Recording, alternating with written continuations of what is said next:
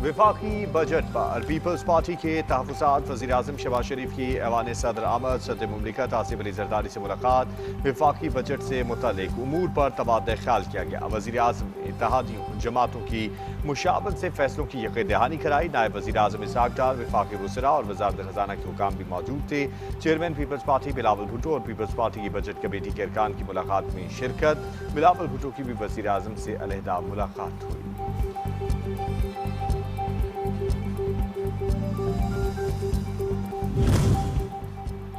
वफाकी बजट पेश करने की तारीख में एक बार फिर तब्दीली। बजट 10 जून के बजाय 2 दिन मजीद ताख़ीर पेश होगा।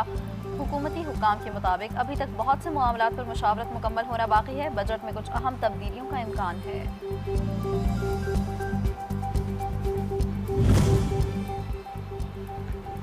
कौमी इक़्तिसादी कौंसिल का इजलास मंगल को होगा। वज़ीर-ए-आज़म शहबाज शरीफ की इजलास की सदारत करेंगे। चारों सूबाई वज़राए आला भी इजलास में शिरकत करेंगे। कौंसिल के इजलास में आइंदा माली साल के कौमी तरक्याती बजट की मंजूरी दी जाएगी।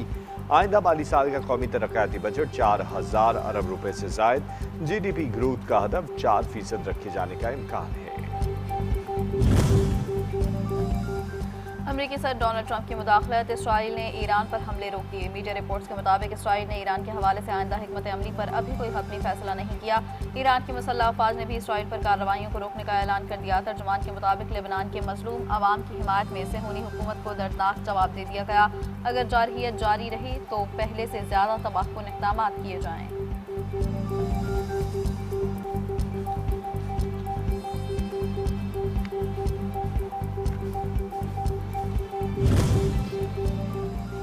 ईरान के साथ हरपी मुज़ाकरात जारी हैं। नादानी या हिमाकत इसमें रुकावट बन सकती है। अमरीकी सदर डोनाल्ड ट्रंप का नया बयान, जंग बरकरार रखने और फौरी मुआहदे पर जोर। कहा कि इसराइल और ईरान दोनों फौरी जंग बंदी चाहते हैं।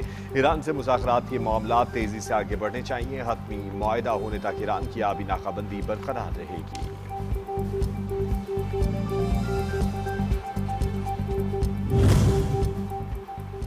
ना महाज छोड़ा और ना ही मुज़ाकरात का रास्ता तर्क किया है।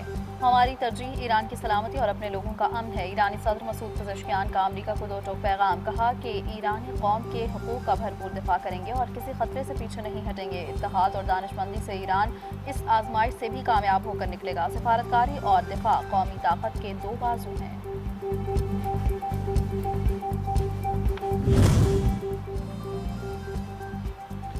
ईरान का अमरीका इसराइल पर अदम एतमाद का इजहार। जंगबंदी की खिलाफ वर्जी का जिम्मेदार भी अमरीका को ठहरा दिया। ईरानी वज़ारत ख़ारजा के तर्जुमान इस्माइल बकाई का कहना है कि अमरीका और इसराइल की नीयत में पहले से ही शक था। अमरीका दोबारा कशीदगी का सबब बन रहा है। इसराइली इक़दामात अमरीकी पॉलिसियों से अलग नहीं।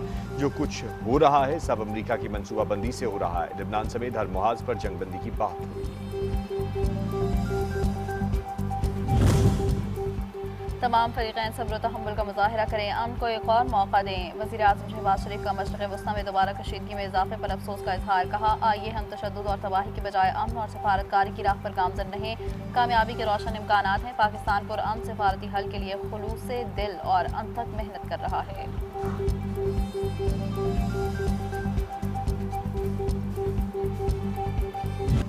गिलगित-बल्तिस्तान इलेक्शन में जियालों ने मैदान मार लिया।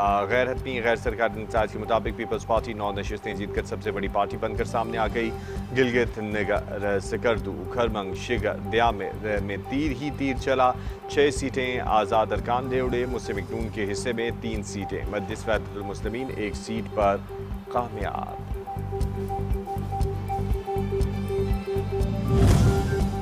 गिलगित बल्तिस्तान इलेक्शन में पीपल्स पार्टी अक्सरियत। वज़ीर-ए-आज़म शहबाज शरीफ की सदर मुमलिकत आसिफ अली ज़रदारी और बिलावल भुट्टो को मुबारकबाद। नून लीग की कामयाब उम्मीदवारों को भी शाबाश। कहा, पुरअमन शफाफ इलेक्शन और सियासी सरगर्मियाँ जमहूरियत का हुस्न है। इलेक्शन कमीशन ने शफाफ और गैर जानिबदार इलेक्शन यकीनी बनाया, जो काबिल सताइश है। पुलिस और कानून नाफिज करने वाले इदारों की भी तारीफ।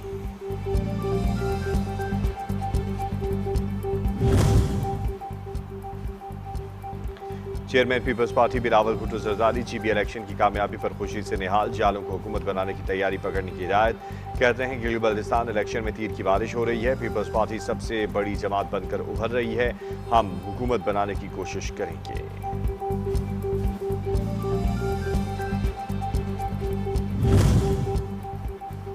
चेयरमैन पीटीआई बैरिस्टर गौहर जेबी इलेक्शन में धांधली का इल्जाम, कहा वोट में हेराफेरी जमहूरियत के खिलाफ साजिश है। हम 8 नशिस्तों पर 100% जीत रहे थे जिनका फॉर्म 47 मिलना चाहिए था। हमारे पास 3 हल्कों के फॉर्म 47 मौजूद हैं।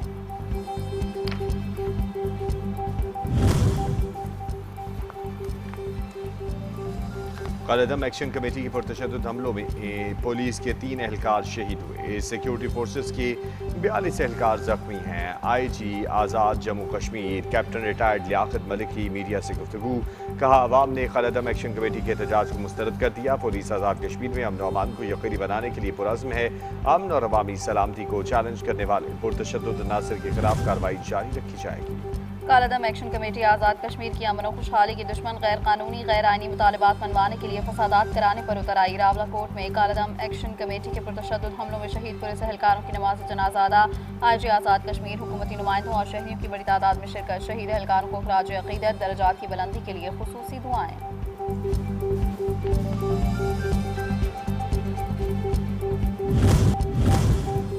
पाकिस्तान एक खुद मुख्तार और जमहूरी रियासत है। बरतानवी हुकूमत कालेदम तंजीमों की हिमायत करने वाले अनासर के खिलाफ एक्शन ले। दफ्तर खारजा ने आज़ाद जम्मू कश्मीर से मुताल्लिक बेबुनियाद बयानात मुस्तरद कर दिए। तर्जुमान के मुताबिक बयानात और तबसरे गुमराहकुन और झूठे हैं। बरतानवी हुकूमत इन अनासर को मुतनब्बा करे कि ऐसे इक़दाम से बाज रहें।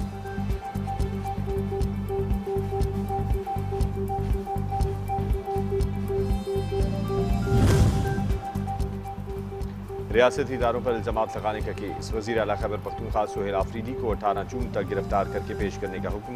नाकाबिल ज़मानत वारंट बरकरार। District and session court Islamabad ने अदम पेशी पर फैसला सुनाया। सिविल जज अब्बास शाह केस की समाअत की।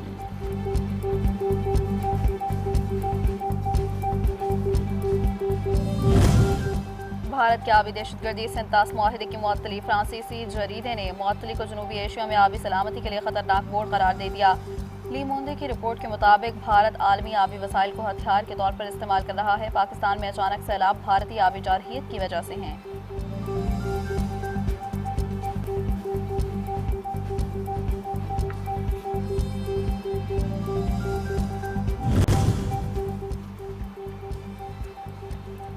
बरतानवी वज़ीर आज़म सर केयर स्टार्मर का ईरान और इसराइल जंग बंदी पर अमल दरामद करने का मुतालबा। मशरिक़ वस्ता में दोबारा कशीदगी पर गहरी तशवीश का इजहार, कहा तनाज़े का दुनिया भर में बहुत बड़ा असर पड़ रहा है जिसमें बरतानिया भी शामिल है। तमाम फरीकैन से कहता हूँ जंग बंदी की तरफ वापस आएँ।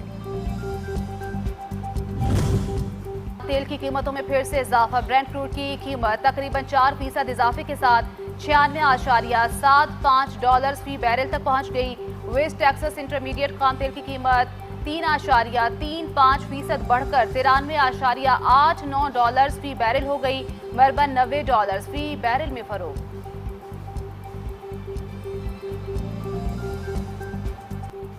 ईरान इसराइली दोबारा हमले। चीन का सूरत हाल पर तशवीश का इजहार। जंगबंदी और सफारती अमल जारी रखने पर जोर। चीनी वजारत खारजा का कहना है कि दोबारा हमले शुरू होना किसी भी फरीक के मफाद में नहीं, सिर्फ सियासी और सफारती जराए से मुकम्मल और पायदार जंगबंदी की राह हमवार होगी।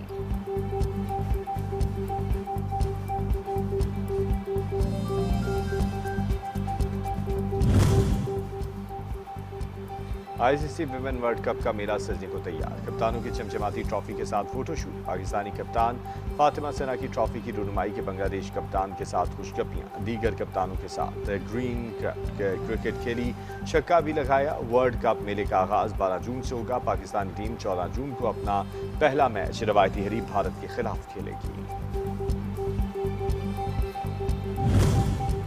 आलमी फुटबॉल वर्ल्ड कप का रंग फीका पड़ने लगा। मेगा इवेंट के आगाज से कबल ही मेजबान मुल्क अमेरिका मुतनाज़े इक़दाम। ईरानी फुटबॉल टीम को अमेरिका में मैचेस के बाद क़याम की इजाज़त देने से भी इनकार कर दिया। ईरानी टीम अपने मैचेस खेलने के बाद दोबारा मैक्सिको वापस आ जाएगी।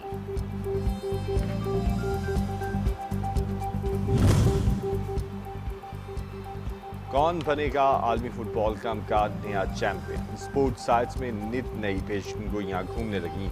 मुमकिन फातहीन के लिए स्पेन, फ्रांस, जर्मनी और ब्राज़ील के नाम सामने आके सोशल मीडिया में भी football world cup fever sir चढ़कर बोल रहा है। World cup 2026 football world cup की तारीख का सबसे बड़ा मेगा इवेंट है जिसमें पहली बार 48 टीमें शामिल हैं।